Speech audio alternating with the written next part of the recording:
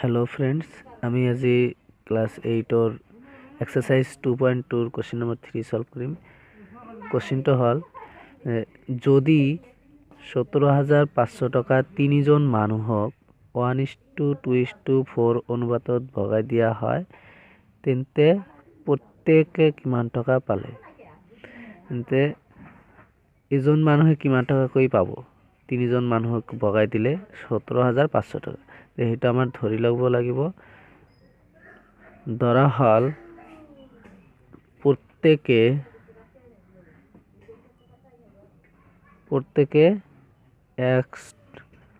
x টাকা কই পাবো তেন্তে therefore the x is to 2x is to 4x হবো আমি টকা ধৰিছো x টকা তেন্তে মানুহ তিনিজন আছিল তেন্তে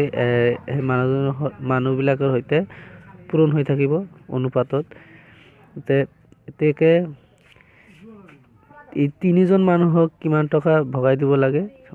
17500 টকা তেন্তে এইটো মানুহ তিনিজনক যোগ কৰিব লাগিব অনুপাত লৈ তেন্তে প্রশ্ন মতে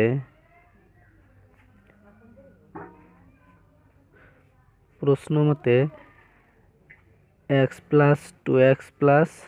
4x equal to 17500 টাকা এতে এটা যোগ করি সোয়া 7x equal to 17500 টাকা তেন্তে 7 এর ভাগ করিলে 2500 টাকা হবো তেন্তে প্রথম মানুহজনে পাব 2500 টাকা তেন্তে দ্বিতীয় মানুহজনে পাব 2 into 2500 তেন্তে এইটো হ'ব 5000 টাকা আৰু তৃতীয় মানুহজনে পাব এটা আছিল 4x তেন্তে 4 into x এর মান কিমান আছিল 2500 তেন্তে পূরণ করিলে 10000 টাকা 10000 টাকা পাবো তেন্তে প্রথম মানুহজনে পাব 2500 টাকা আর দ্বিতীয় মানুহজনে 5000 আর তৃতীয় মানুহজনে পাব 10000 টাকা এই মোট 17000 টাকার ভিতৰত পাব থ্যাংক ইউ